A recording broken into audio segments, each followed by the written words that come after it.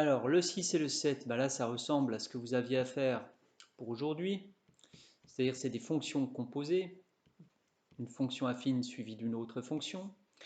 Donc là, je vais écrire celle-ci sous la forme h de 5x moins 3 avec h de x qui est égal à x au cube. Donc si vous remplacez x par 5x moins 3, ça fait bien 5x moins 3 au cube. Donc ça, c'est bien h de 5x moins 3.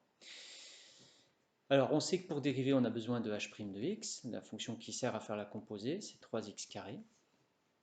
Et à ce moment-là, eh bien, f' de x, c'est égal à h' de ce qui est à l'intérieur, mais multiplié par le a, le coefficient directeur de la fonction affine.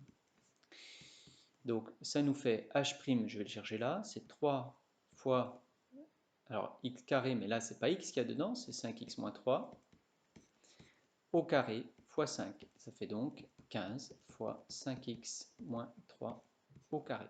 Et je m'arrête là. D'ailleurs, vous voyez, ça n'aura aucun intérêt à développer ça parce que c'est un carré, c'est positif. Donc on saurait déjà que notre fonction là, elle est positive. Exercice 7. Alors je fais un petit peu de place. Donc ici, cette fois-ci, on a cos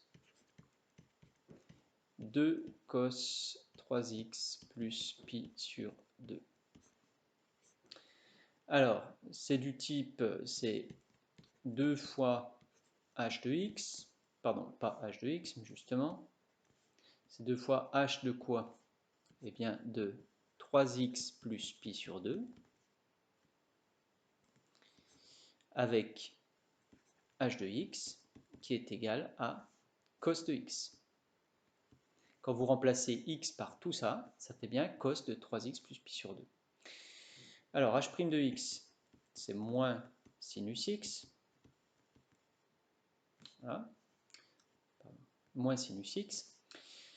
Et donc, je peux dire que la dérivée de tout ça, alors le 2, je le laisse tranquillement devant, c'est une constante en multiplication, multiplié par h' de 3x plus pi sur 2, multiplié par le a, qui est là, le coefficient directeur de la fonction affine. Et ça me fait donc 6 multiplié, alors h' c'était moins sinus de 3x plus pi sur 2, et on obtient en forme un peu plus simple, moins 6 sinus de 3x plus pi sur 2.